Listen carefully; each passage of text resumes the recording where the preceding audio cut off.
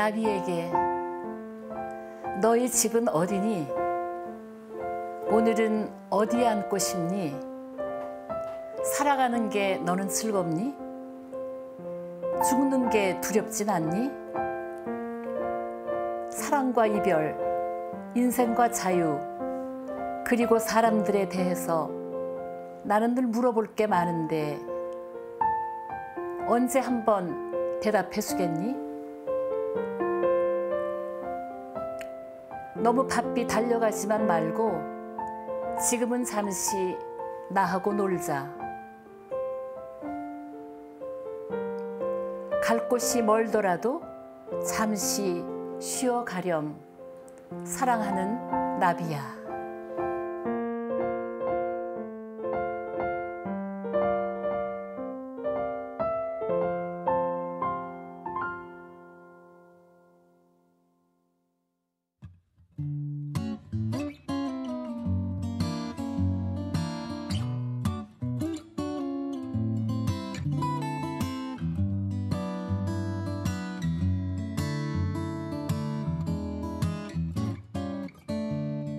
수녀님 안녕하세요. 안녕하세요. 오늘은 찬미가 노란 나비처럼 옷을 입었네. 네, 일부러 수녀님을 위해서 특별히 이렇게 입고 왔습니다. 그래요? 감사합니다. 네, 오늘 너무 아름다운 시를 들려주셨어요. 감사해요. 네, 방금 읊으신 시가 나비에게라는 시죠. 요새 네. 계절적으로 이렇게 여름이 오는 길목이긴 하지만 우리 글방 앞에 특히 이제 백일홍이 많이 펴 있는데 나비가 네.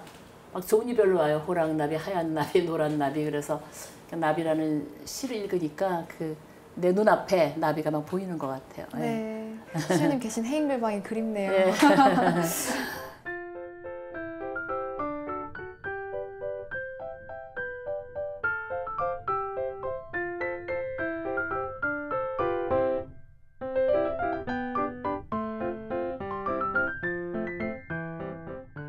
수녀님이 항상 꽃과 나비의 시인이라고 생각을 하거든요. 특히 나비를 굉장히 좋아한다라고 말씀도 하셨었는데 나비를 특별하게 생각하시는 계기가 있었나요? 아니 나비는 또 모든 사람이 다 좋아한다고 생각하지만 내가 특별히 나비에 대해서 시를 몇 개 반복해서 쓰게 된 계기는 내가 예비수녀 때 좀 이렇게 우리가 그때 그 산에서 소나무를 전시해갖고 이렇게 어깨에다 지고 내려오는 그 육체 노동을 좀 했어요. 60년대 네. 중반인데. 근데 다른 언니들은 잘하는데 난 너무 어렵더라고. 그게 힘이 들고. 그래서 내가 원장 좀 찾아가서 좀 밖에 나가서 일 좀 배워오겠다고. 그렇게 유혹에 빠져서 고백한 적이 한 번 있었거든요. 그런데 이제 그때 수녀님이 우리 수녀는 죄수번호 아니고 빨래번호라는 게 있거든. 근데 빨래번호가 내가 88번인 걸 아시고 88번에 눕히면 나비 모양이 되지 않는가. 너는 앞으로 자매들하고 이웃에게 기쁨을 전하는 한 마리 나비가 되면 되지 않겠나. 그렇게 마치 사명처럼 물론 농담도 섞여 있었겠지만 그 말을 들은 후부터 그럼 나도 예수님의 나비가 되어볼까 이제 그런 생각이 들어서 특별히 나비에 대한 관심을 더 갖게 됐죠. 그래서 수녀님들이 해외여행 갔다 오면 꼭 나비 이렇게 뭐 손수건이나 스티커나 이런 자석 같은 걸 사다 주더라고요 저한테. 나비 좋아한다고.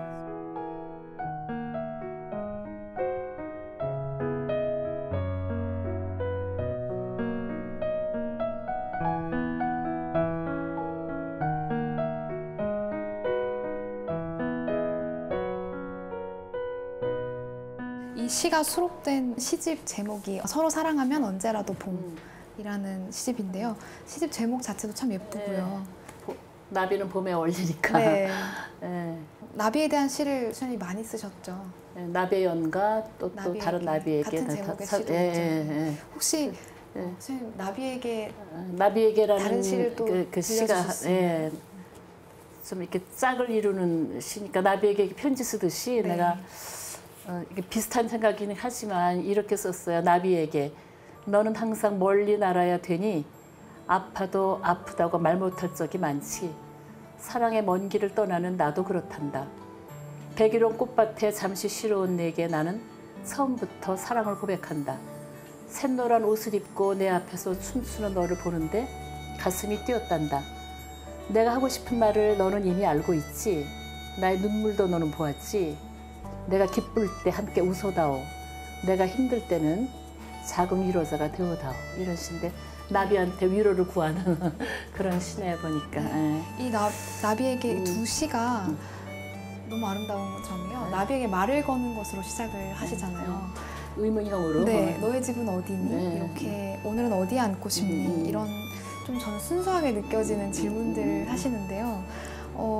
이 시를 쓰셨을 때 수녀님 마음을 살짝 좀 공유해 주실 수 있을까요? 많은 독자들이 나한테 많은 질문을 하는데 뭐 인생과 종교와 뭐 이런 고통과 뭐 이런 우정과 이런 사랑에 대해서 나도 뭐 이렇게 딱히 정답이 없고 그러니까 나도 이제 어느 날 나비한테 말도 못하는 나비한테 그 질문을 한번 던져본 거예요. 오늘 어디 앉고 싶니?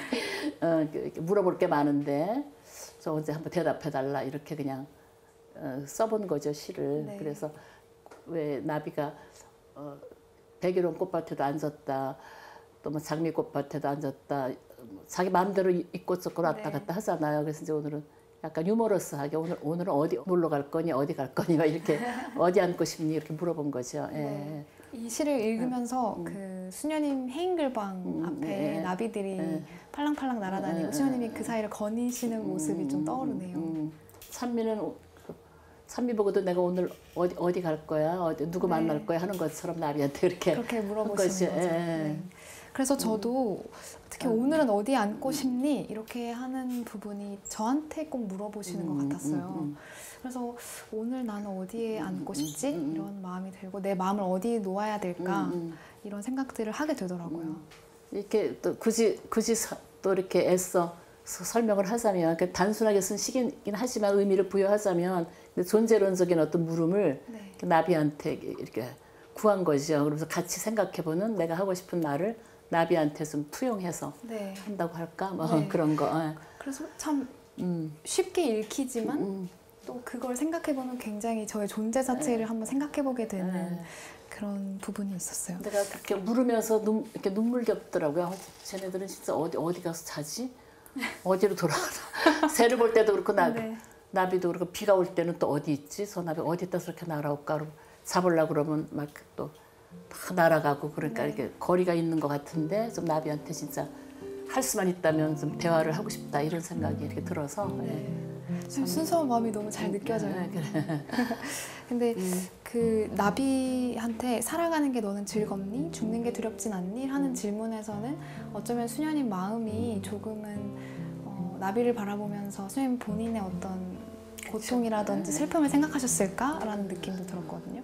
내가 70대도 중반에 접어들고 하니까 아무래도 그 남은 자기 자신의 여생에 대해서 이렇게 많이 좀 생각하게 되잖아요. 그리고 또 옆에서 예기치 않게 갑자기 죽는 사람들의 그 부음도 많이 접하고 실제로 또 이렇게 수녀원에서도 동료들의 죽음도 보고 이렇게 하면서 약간의 그 어떤 죽음을 평화롭게 맞이해야 되겠지만 인간적인 두려움도 있는 거 아니에요. 그러니까는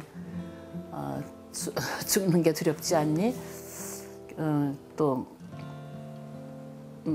살아가는 게 너는 즐겁니? 그렇게 물어보는 거죠. 나도 즐겁게 살아야겠다.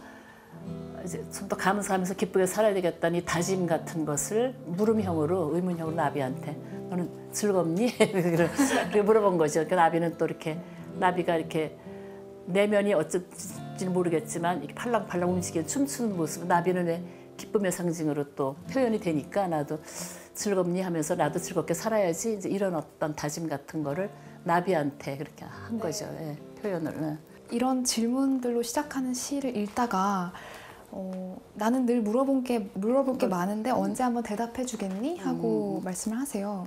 근데 이제 이런 질문들에 대한 대답을 생각해 보다가 참 응답하기 쉽지 않은 질문들이구나. 근데 이걸 굉장히 가볍게 던지시고 마음에 이렇게 톡 선비가 또 지나치게 그 감성적으로 그래. 그래서 너무 바삐 달려가지만 말고 지금은 잠시 나하고 놀자. 이렇게 마음을 좀 또 가볍게 먹게 해주시는데 이렇게 노는 시간이 이렇게 좀 이렇게 놀자는 말이 참 새롭게 다가오고 우리 어렸을 때 동무하고 놀고 뭐하고 놀지. 근데 요즘은 다 너도 나도 바쁘게 사는 세상이 되니까 놀자는 말이 참 새로워서 좀 잠깐 멈추고 나하고 놀자 친구에게 하듯이 네. 갈 곳이 잠시 쉬어가렴 이렇게 이제 나비한테 말을 한 거죠. 동료에게 네. 하듯이. 예. 수녀님께서 꼭 초대해 주시는 것 같아요. 놀자고. 찬미도 삶이 쉬어가라고. 바쁘죠. 찬미도 네. 좀 쉬어갈 필요가 있죠. 막 이것을 네. 하는 것들이 많아가지고. 네. 음. 요즘 특히 좀 더 올해가 많이 바쁜 것 같은데요. 그래요? 바쁘게 느끼는 이유는 갈 곳이 멀다라고 생각하기 때문인 것 같아요. 아직 할 게 너무 많다고 음. 느껴지고. 네. 좋은 현상이지 뭐 목표가 뚜렷하고 근데 이제 먼 길을 가야 되니까. 네. 쉬는 방법을 잘 모르는 것 같기도 해요. 왜냐면 쉬는 날에도 계속 연결되어 있는 느낌이거든요. 연락이 계속 온다든지. 그러니까 시간을 내는 꽉 짜여진 네. 일정 안에서 그죠? 그래서 혹시 수녀님은 어떻게 휴식을 좀 찾으시는지 궁금해요. 아니 나도 그래서 반성을 많이 하는데 이렇게 좀 다른 수녀에 비해서 더 만날 사람이 많고 또 일정도 신부를 많으니까 이렇게 삶이 바쁘고 그거를 약간 좀 쉬어가면서도 할 수 있는데 이게 나이가 드니까 그 안 바빠도 될 때는 막 바빠하고 진짜 바빠할 때는 또 안 바빠하고 안 급하고 막 이렇게 좀 이렇게 조절이 잘 안 되는 네. 그런 모습을 보면서 아 이렇게 살면 안 되고 진정한 여유를 좀 찾고 쉼의 그 의미를 찾으면서 내가 그 힐링을 또 받아야 되겠다. 나비한테 배우든지 뭐 이렇게 하면서 내가 좀 다른 방법으로 길들여야 되겠다. 이렇게 막 숨차게 살지 말고 더군다나 또 몸에 아픔도 있고 그렇게 하니까. 네. 근데 그게 현실적으로 참 어렵고 수도원에는 우리도 이렇게 바쁜데 밖에 사람은 얼마나 더 바쁠까 그런 생각이 들어서 그래서 건강도 해치고 그러는 거니까 좀 쉬어가는 방법을 다시 배워야 되겠다 이런 생각이 네. 들어요. 예. 수녀님께서 그렇게 말씀하시니까 반성이 되는데요. 네.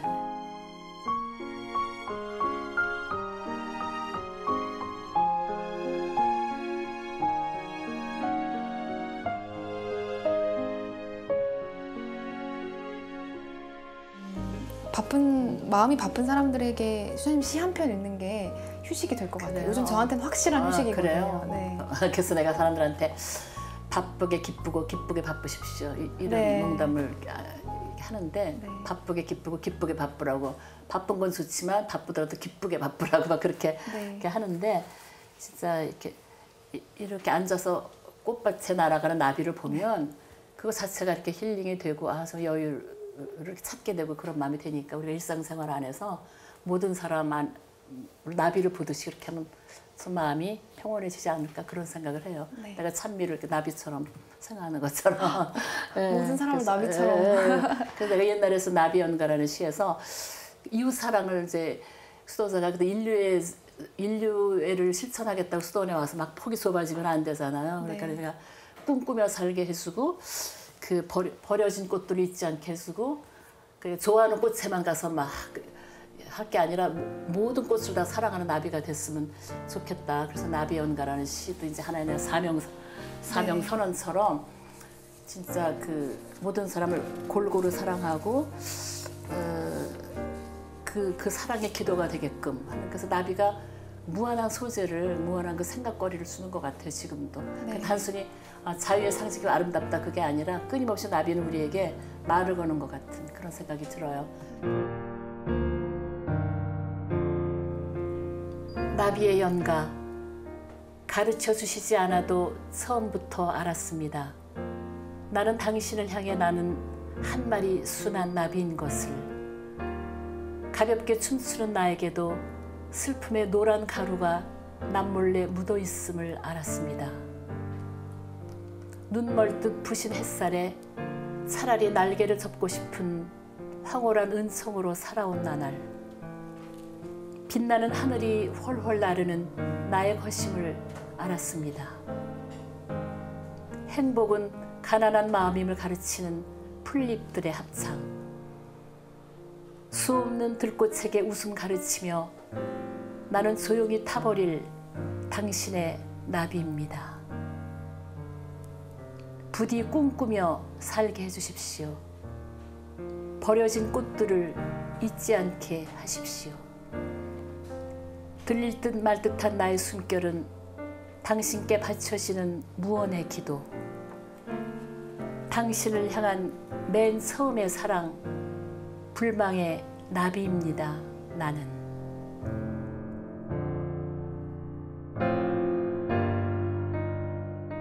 나비 연가라는 시를 들으니까 러블레터 같아요. 네, 처음과 끝을 수녀님의 한 고백처럼 들렸거든요.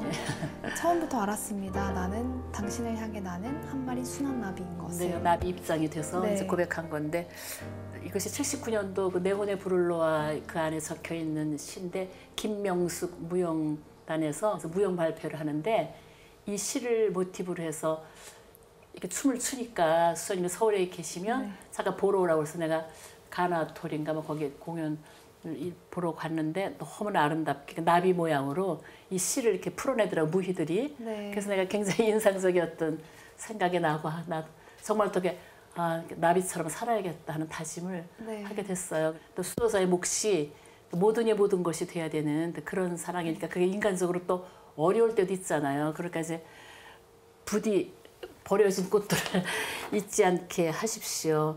수없는 들꽃에게 웃음 가르치며 이 구절을 내가 강조하고 싶었고 이제 꽃들에게 웃음을 가르치는 나비가 되게 해달라. 네. 그리고 이제 기쁨의 사도직이라고 할까? 그렇게 살고 싶은 원의를 담아서 쓴 시라고 생각이 들어요. 나비의 러블레터지만 네. 제 자신이 하느님께 고백하는 러블레터로. 네, 한 마리 예. 나비처럼. 나비처럼 네. 맞아요. 예. 그 찬미도 네. 이렇게 노래를 부르잖아. 곡도 쓰고 그러니까 네. 앞으로 이렇게 그 나비로서 음악 나비가 되라고. 네, 알겠습니다.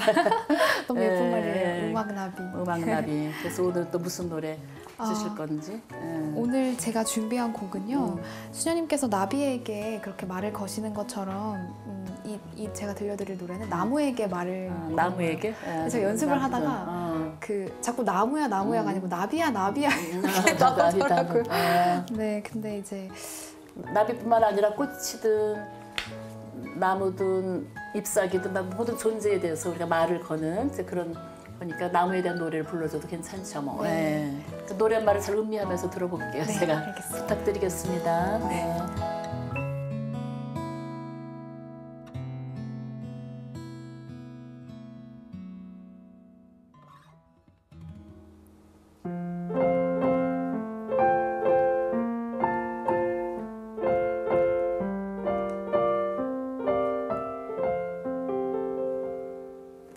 약속을 지켰구나. 가지 위 작은 새싹을 틔우며 돌아올 때 정말 반가웠어. 한여름 뙤약볕에 더운 옷 입고 얼마나 무거웠니. 참 잘 견뎠구나. 시원한 바람 맞으며 색색깔 꽃단장도 해 열심히 열매 맺는 널 배워야겠어. 나무야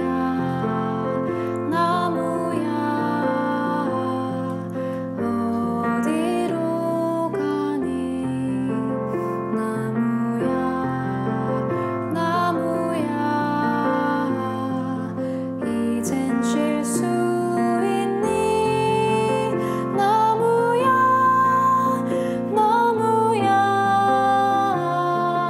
겨울을 잘 버티렴. 나무야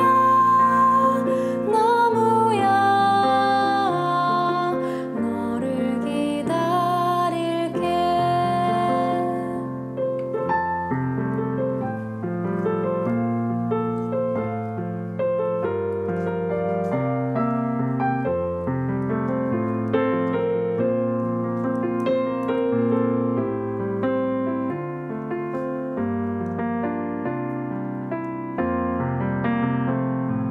시